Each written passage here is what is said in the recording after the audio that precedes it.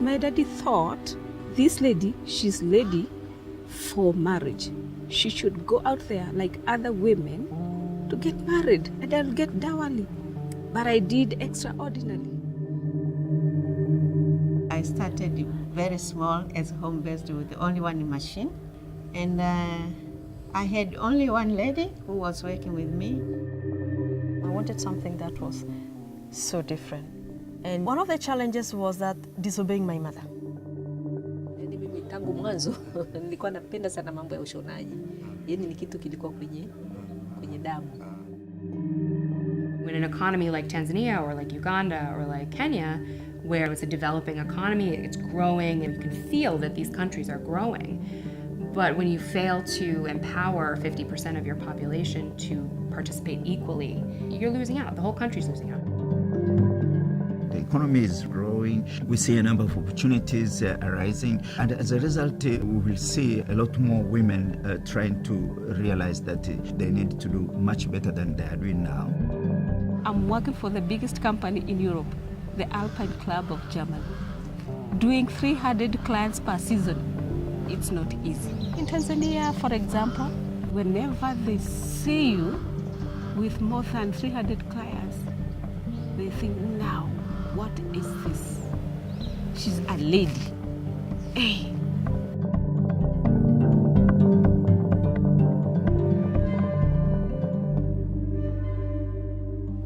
As I grew, it has not been easy from the family. And when I told my dad that I have been raped, I'm pregnant for this, what I got from him is the thorough beating. I was thrown out of my home by my parents. Nobody even bothered to know whether she got a baby or not. I was taken by an auntie. I got a chance. My mom agreed to take care of my boy so that I can go to the school to do the hiking and trekking. I truly loved seeing the planes. I liked attending to the guests. And I told my parents I want to do something with tourism. I was like, my mom told me no. Secretly, I applied for a college and I was enrolled. I told my father, this is what I'm... And he's like, okay, you go, follow your heart if you want to do that. And I went to college. I finished my first year. My first diploma, came look for a job, there was no job, and my mother told me, I told you. Look at so-and-so went to the teacher's training college. She's employed by the government. You should go back and do something different. And I told my mom I'm not going to do that.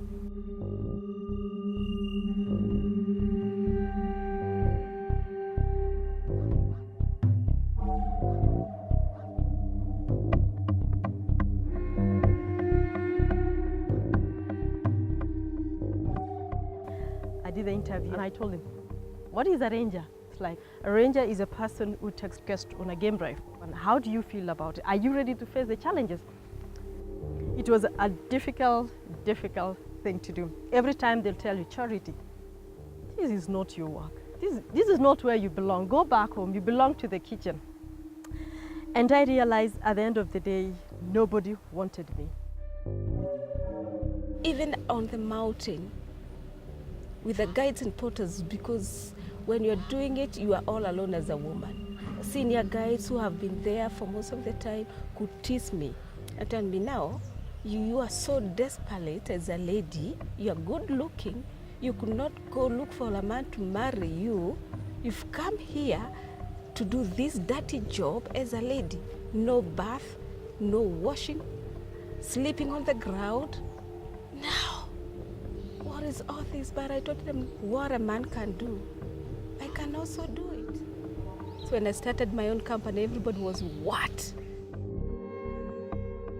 Gender occupational biases will still act as a barrier for women to take their full potential. This was a male-dominant job, being a guide. And now I'm here as a guide. Nobody has done it. I don't want to be a failure at the end of the day. I need to prove and work hard and show these people that it's possible. It's not easy as a lady. Most challenging is where we are operating, be it in the home. I'm dealing with the men, I am a woman. So in the first place, I'm not supposed to be sitting with the men. in any meeting. But I have no choice, neither do they have a choice. As society develops, women realize they have an opportunity to make a living through enterprising. In Tanzania, you're looking more at women business owners, you're looking at women who are very active in the informal sector.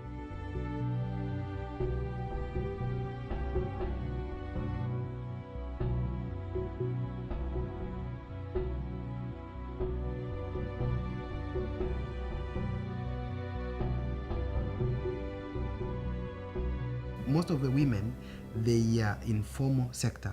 Informal sector, those kind of self-employed. They are doing their own businesses. As they start to grow and register their businesses and want to add and grow and become formalized, but also go from a small enterprise or a small informal business to a medium or large size enterprise, that's where you see those barriers for women. It's women lack of education, then they don't have the skills that they need to grow a business later in life. So they're sort of constrained by that educational piece. Nilikuwa kwanza material tu. Material kidogo sana. Vitambaa? Vitambaa. Aha. Vitambaa. Kwa hiyo nilikuwa nimeweka tu hapa, yani huku juu kulikuwa hamna kitu. Kwa hiyo kulikuwa na row moja hapa na hapo moja basi.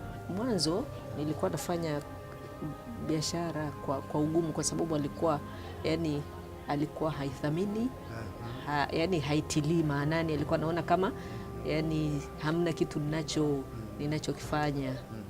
Lakini baadaye alipoanza kuona kwamba kwa sababu nilichokuwa nafanya mimi, hela nilikuwa nachukua nanunua vitu vya nyumbani.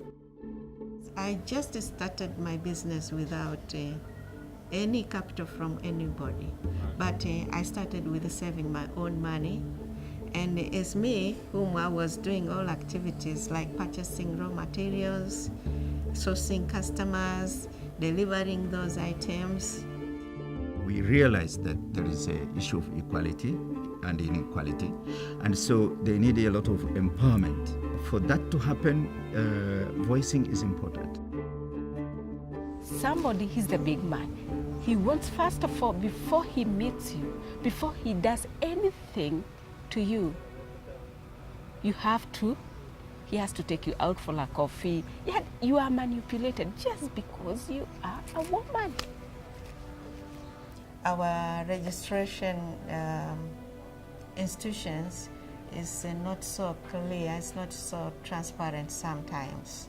So also it has a lot of bureaucracy of coming today, tomorrow, after tomorrow.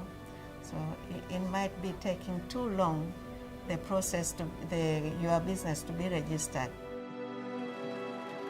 Some of the constraints are maybe from external, like the financial constraints, where it's not easy to get a credit. Kwenye mabenki nimezunguka, riba ni kubwa na lazima uwe na kitu. Kwa mfano sisi wanawake hatuna hati za nyumba. Naambiwa uweke hati ya nyumba, ukimwambia mume wako anaogopa kwa sababu unaweza ukashindwa kulipa mkopo alafu kuuzia hiyo nyumba. Yeah. For example, a man, when he goes to the bank to borrow, she doesn't, in some cases, she never needed a signature of the wife.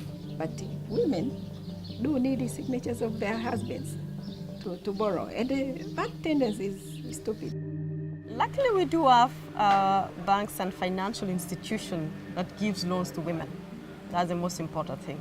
And they realize that women can be good custodians of what they've been given.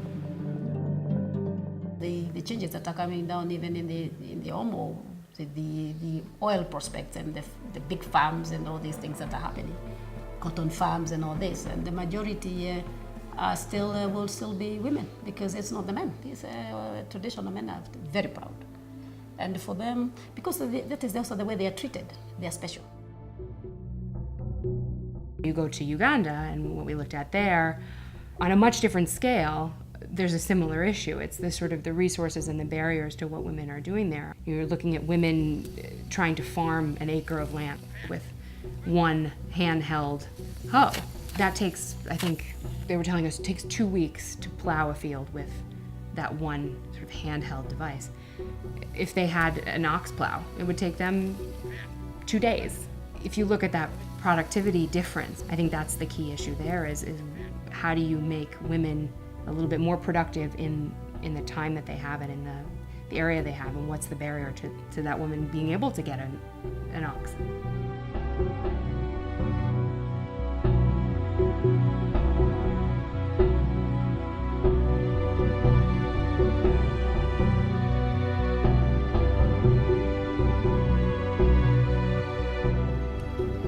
See, women are the engine of the home. Even the men, they would ask money from women to go out in the bar, out of the money they've sold from cotton. So it is better if a woman knows more about cotton or more about crops. Men only will help if there is money, unless somebody who is staying with the husband will help. But if she's single, then there's nobody, no man can come and help unless she's going to pay him.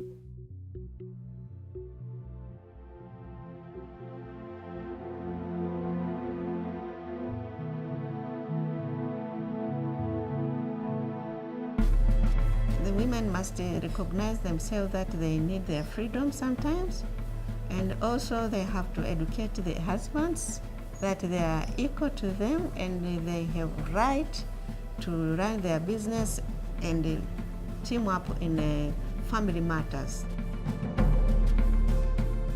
They say when you educate a woman, you educate the family. Yeah, the family get educated. Yeah, the family change, the family life change economically and socially. The most happiest thing for me is when guests came and say, "Oh, Lady Ranger." We're so happy to have Lady Rangers, and it was a motivation to me to know that it seems like many years the guests have been wanting to have Lady Rangers, but maybe they've never seen one or maybe they've never had one. But coming to the Mara and Kichwa Tembo and finding a Lady Ranger, they were so pleased and very happy about it. What I'm doing today, I think I've dominated in business as a woman. I'm doing great. I have like more than 200 people.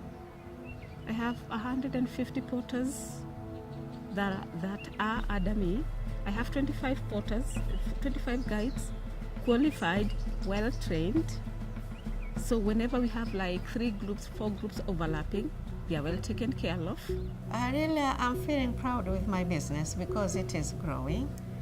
And the main market is export market in USA, Japan, and Spain, where we export bead accessories. And most of the customers who are coming here, they appreciate how really I have changed much. I want to train so many women into business because I'm a good example. And I want to start an institution where we can train women because so many women in East Africa are suffering. In terms of my career, I would love to manage a lodge. Yeah. Like last year, I did most of them during the high season. I managed Kichwa Tembo camp and I loved it. Actually, I have set goals for my future company in 5 years. I hope, and I'm planning, I'll be having a Tanzanian cultural center, training center, which will be engaging trainings on tailoring and fashion designing, and also production. Most of those villages we only access by boat. You cannot access them with a vehicle. Those women themselves, they would want their children to go to school. They would want to move into town. They would want to barter. They start understanding the value of the money, what they can do with the money. And of course, when there is money, there is opportunity. It's in their own mind setting.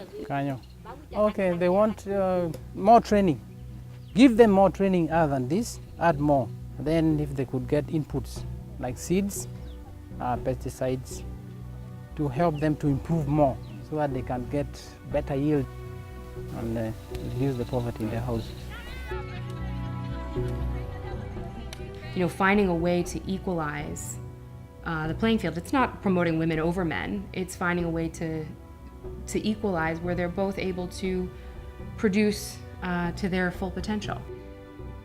see in countries that do empower women and that do allow women to participate equally in society and equally in the economic sphere, that they do better. Those countries have higher GDPs, they do better. It's finding a way to equalize where they're both able to produce to their full potential.